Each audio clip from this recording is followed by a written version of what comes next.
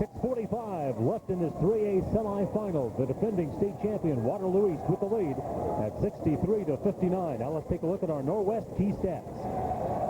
Kuemper, you notice how the turnovers have jumped up. Waterloo East still playing good basketball, handling the ball, but now the turnovers have jumped from 5 the last time we looked at to 12, and that's been the difference. And the game has speeded up, and that's when you get turnovers. Robinson 2 of 2 from the line. Now 3 of 3, has 11, and the Trojans have a lead of 5. Kuemper has a lot of time to catch up in this ball game. My thinking is I want to come down and get into a set half-court offense for a couple times. Try and slow the pace down and get back to those good shots. Robinson, the cool sophomore, has a dozen. 65-59. Trojans with the lead. Always against that press. The long pass will look inviting. It looks like it's there. But this is a quick team, and they get to recover in a hurry. There's another steal. Thomas has it, and then he travels with it. Bad break for Steve McGraw. Right there, he's going for a wide open layup. You know, I'm not so sure that he wasn't trying to adjust to get his feet in order to slam the ball. And I think that's one of the drawbacks to the slam sometimes in the game of basketball. Inside it is Friedman. On the pass from Granville, and Greg Friedman now with 20 points. 7 of them in the second half. 65-61 Trojans. That's what I'm talking about. Go back to where your bread and butter was, where you're working well. Inside it's Wallakin. And Langerud with his third foul. So Wallakin will go to the line where he is not a bad free throw shooter at 64%. And today he is 3 out of 4. Exactly 6 minutes to play. Remember that play by Tellis Scott. That could be a big one. That was a 4-point swing right there.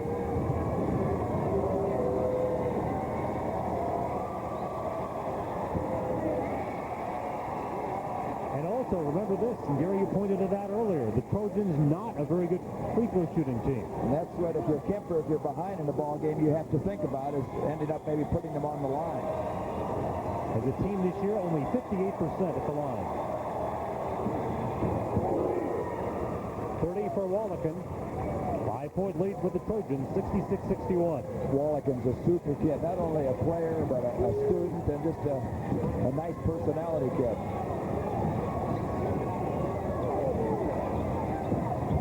This is Knight. Scott almost had another steal. Really heating it up. 18 in the ball game, 10 in the second half. It's a 2-point game. We talked about him being a great shooter. 57% on the air from the field, but 47% from three-point land. And Friedman almost had a steal. East has got the Kuemper defense spread. Now they swarm in there, doing a good job. Remember, they were closing off the middle, and all of a sudden in that run, they were penetrating and getting inside. Langerud has committed his 4th foul. Watch the action here. Good pass inside. He gets it away from the defender's hand, goes up, and then Wallakin, who's been just tremendous in this ball game, takes it to the hoop and draws the foul. That's correct. The foul total on Langerud, only his 3rd. He was the one that he got one earlier, and they took it away from him. So 3 fouls on Langerud. Wallakin goes to the line with 30 points.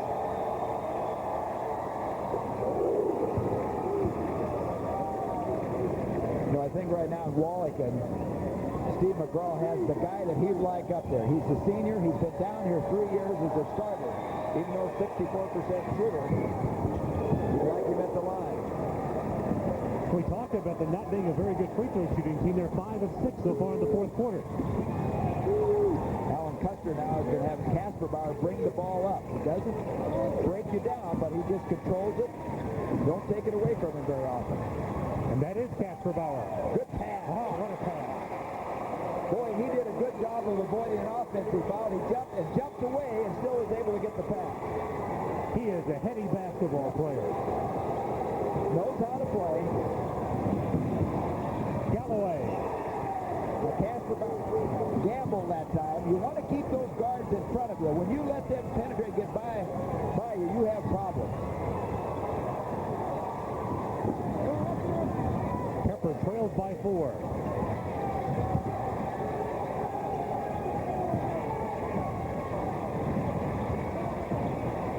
They get the ball inside, or they try to get the ball inside, I should say, to Langerud, but the pass is wide. And now the Trojans want to talk things over as Steve McGraw stands up off his bench, calls his defending 3A champs around. Last time, back-to-back 3A champions, Dubuque Wahlert, 80-81. Waterloo is trying to do the same. There's a timeout on the floor. Now here's the words from your local station. Hey, you know how Stevens is always talking about his new car? Yeah, all the time. Well, you're going to love this. Stevens goes to pick up the boss at the airport. You know, VP marketing. Yeah. Well, he pulls up in his new Ford Tempo, and the boss gets in. All of a sudden, he starts talking about his car, how the 4 doors are great for business, how great his stereo sounds, on and on about all the equipment. Wow, what did the boss say? Well, that's the weird part. That was the boss talking. A late-night host is defined by the company he keeps. I've been watching you for a long time. I've been watching you too, honey. And that makes this late-night host classy, sassy, wild, wacky, sweet, sexy, smart, and funny. Sure, you're right. Weeknights at 10 on KDSM Fox 17. Hi, I'm John Brown, Brown Motor Company, Perry, Iowa. When you make the drive to Perry to buy your next car, you'll leave saying, what a deal!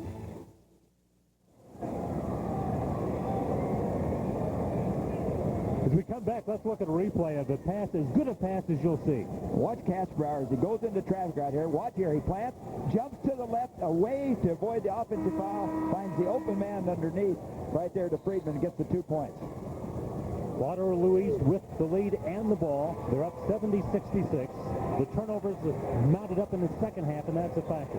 And look at the difference over points off, 15-5. We talked about a 3-point spread. There was not enough for East Waterloo. They pushed it to 10, and that's their type of game. Robinson travels. Kemper the ball. They trail by 4. A second under 4 minutes to go in this 3A semifinal.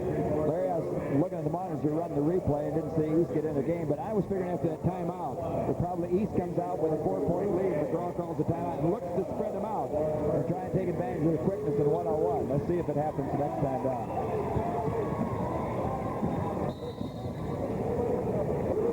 Friedman is fouled by Wallakin. Friedman trying to get clear underneath, and Wallakin grabbed it. That should be his 4th, isn't it? That's a key one with 3:46 to play. No, it's 3rd. 3 fouls on Rodney Wallakin. Nobody with more than 3 for Waterloo East. And the same story for the Knights from Carroll Kemper. Greg Friedman, a good free throw shooter, 76%. That's right. You're looking at a club that shoots almost just under 70% as a team compared to 58% for East Waterloo. Middle of February, Greg Friedman is at the line, sprained an ankle, and he had to wear an air splint. And he took it off just in time for the state tournament when they arrived at Betts Auditorium. And his coach thinks maybe now he's playing with a little more confidence because he doesn't have to wear it anymore.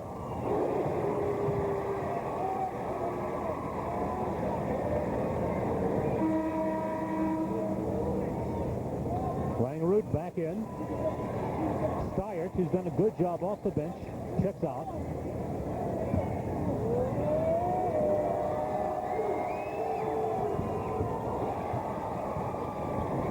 McGee with the rebound. Waterloo East with a lead of 3 in the ball.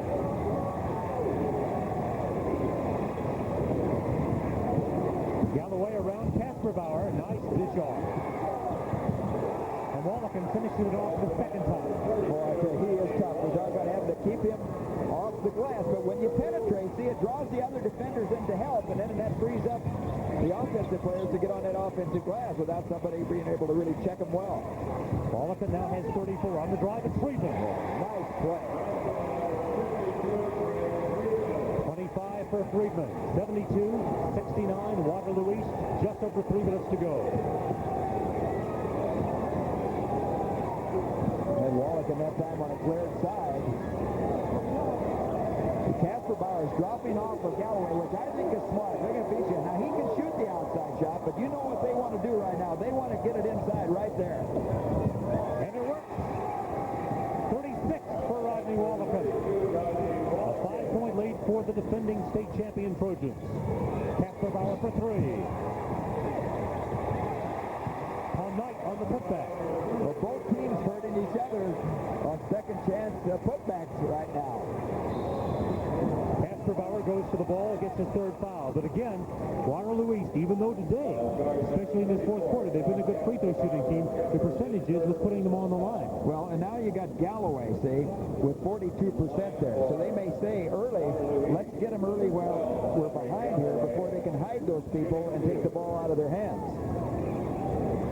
I think this is not a bad foul. Now we'll see what Galloway does. Not much touch on that ball. Best he can do now is give the Trojans a lead of 4. The current lead, 74-71. Waterloo East, fifth rated in the Des Moines Register's poll, coming in with an 8-game winning streak. 75-71. They have the lead. There's a lot of time left if you're Kuemper, so you have to just keep going, run those picks, get the good ball movement that they were in the first half, and get the good shot. There it is. And the basket goes through, it will count, and a foul is called. A chance at a very big three-point play for Carroll Kuemper. Well, this is an acrobatic basket right here, but good ball movement, frees him up, he goes in here, he steps underneath, and look at that, as he's falling down, gets it up, gets the soft roll, and Robinson says, hey, me? The answer is yes. It's his second foul. And look at Kasperbauer. He's still looking with concentration as he's hitting the deck. Alan Kester said he's a smart basketball player. That was an understatement. He really is.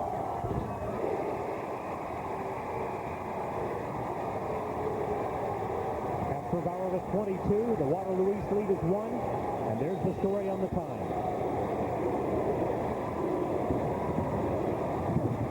Kuemper can take the lead. Well, East got what they wanted. They got Wallaken at the free throw line in a one-on-one situation. Kuemper did a pretty good job of the wing guy dropping in and making it a tough shot, but they got him a one-on-one situation.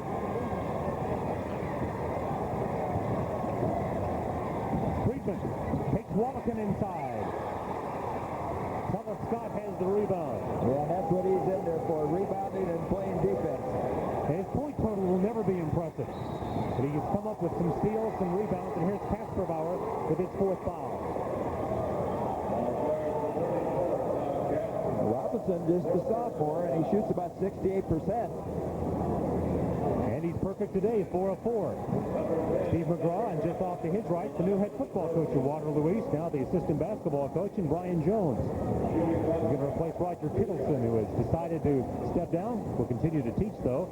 Alan Kester on the bench for the Knights has never finished lower than third in the state tournament.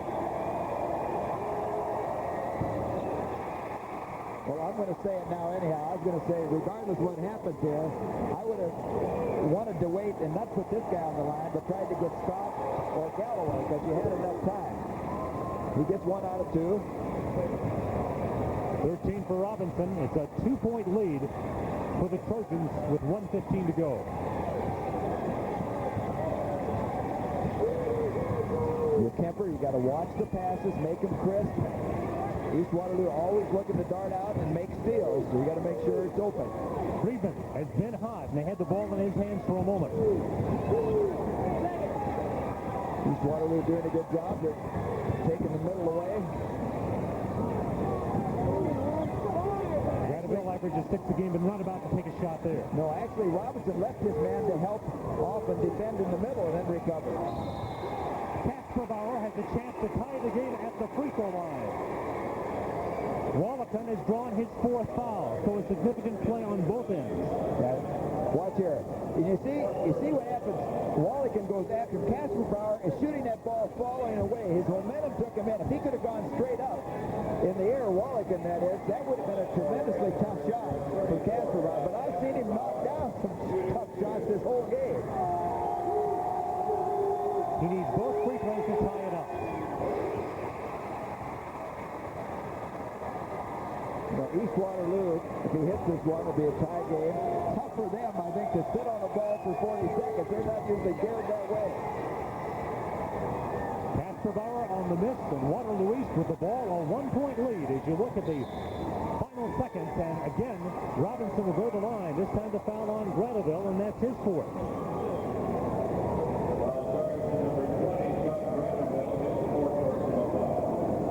So sophomore Cedric Robinson will go to the line for the defending champion Trojans, who lead by 1 when play resumes. But first, Waterloo East wants to take the timeout.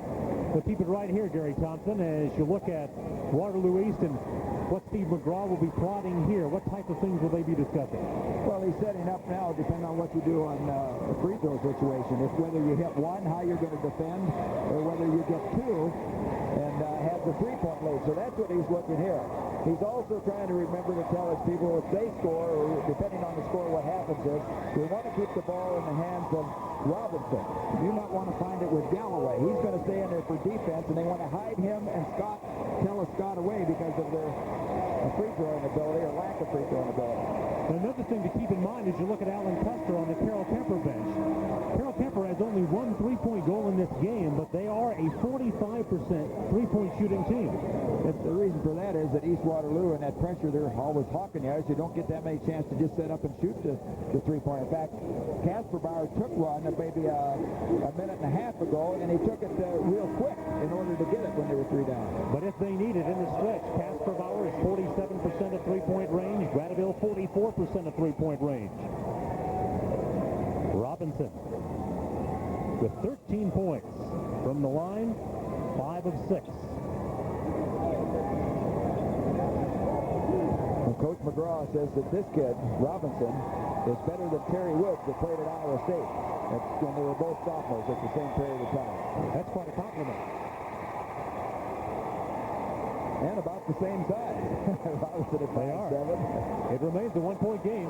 Waterloo East with the lead. And Carroll Kemper has a chance to take the lead now with 30 seconds to go.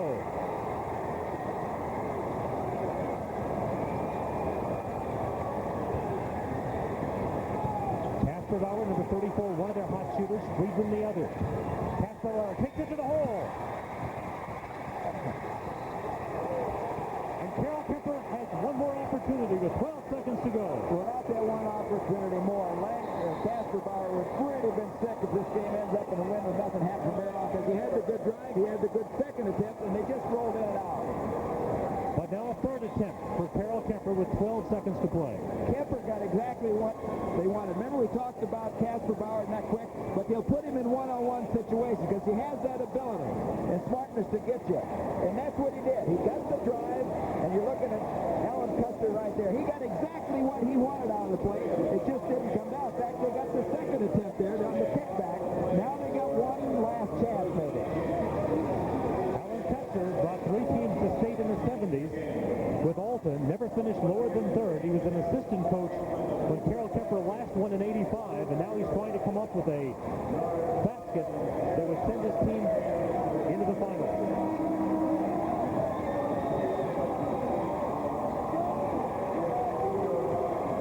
Carroll Kemper with the ball. They trail by 1, a dozen seconds to go. That is the situation.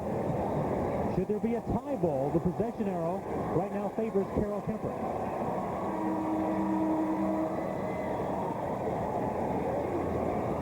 Tom Knight, the inbound. Look for 52 Friedman and 34 Casper Bauer. They're the hot scorers for the Knights. This is your go-to man. Tough shot. Big rebound for Wallapan. He wants to get it out of there, and he does. An intentional foul is called as Galloway will go to the line. Now, if that's right with the foul call there, I think they have to go back to about 3 seconds on the clock. I don't know if Custer will notice that, but I think that the timing should be they should have a couple more seconds. In desperation, Granville reached out and virtually tackled Galloway. The Granville has fouled out according to our statistics. 1 second is on the clock. Now remember, the intentional foul means free throws and then a possession. They called intentional. All right, then it doesn't make any difference. They did call it intentional. That was ruled right away. The official made that indication immediately. So again, it is an intentional foul. Galloway, the player that they wanted to foul, he's only a 42% free throw shooter, will be on the line, but the intentional call makes that's the big call at this point. Tough play for Kasparov to drive to your right and shoot it with the left hand going across your body. But we had seen him do it before. How's that, knowing you're not a good free throw shooter, for stepping up and hitting one under pressure? Well, I said during the game that Galloway may have to step up. He does it right now. Nobody's happier in this building than Andre Galloway. He hits two to give Waterloo East a lead of 3. 1 second on the clock. Waterloo East will have the basketball. 1 second left.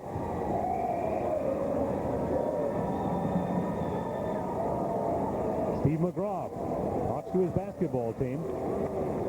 He's basically in his home neighborhood. Grew up in Indianola, went to Simpson College. Excuse me, Larry. I see you saw McGraw come out and he was asking the officials, where are we getting the ball? And on this side right there. He wants to know so he can set up the inbound play here. And they want to think, even with 1 second, and I don't know the official timeout. Well, maybe we can hear something here from Custer first. I was going to say, you want to think about getting the timeout. If they put so much pressure on, you can't get the ball in bounds. Because I've seen a lot of things happen in 1 second. Half court, you can throw it down and get the three-point shot to tie. There's a difference in philosophy on whether you guard the inbound passer in this situation. What do you think they'll do? Well, I would always put a guy on the ball in most cases. I want to make it tough for him to get in. They're not going to do that. They're going to double up. Galloway inbounds. It's deflected, but time expires. And the defending champs, Waterloo East, will have a chance to win back-to-back 3A championships. Steve McGraw and Alan Custer with a handshake. Gary, everybody talks about the North and Ames games and what a classic it may be. I said it was just as good. This was a great game. That's what I was saying. Fans are going to get their money's worth, I'm sure, here this afternoon. That's the end of the game with the score. Waterloo East 78, Carroll Kemper 75. We'll be back at Veterans Auditorium in just a moment. Have a nice day. Looks like deer season again. And right now your John Deere dealer has the lowest prices of the year. So come take a look at our complete line of walk-behinds. You can save on our riding mowers and lawn tractors, too. Try any for 30 days. If you're not satisfied, return it for a full refund. You forgot your lunch. With a John Deere credit card, 90 days, same as cash. See the yellow pages under lawnmower for your nearest John Deere dealer. When I started, it was still, I think the theory was, the harder you worked, I think the more I accomplished. I mean, I had to kind of use the head on my shoulder, but it still seemed like the harder I worked, the more I was accomplishing. And it's not quite the way anymore. You can work yourself to death or break your back, but if you don't use your head, you're going to be broken a year, you know. So you've got to use your head.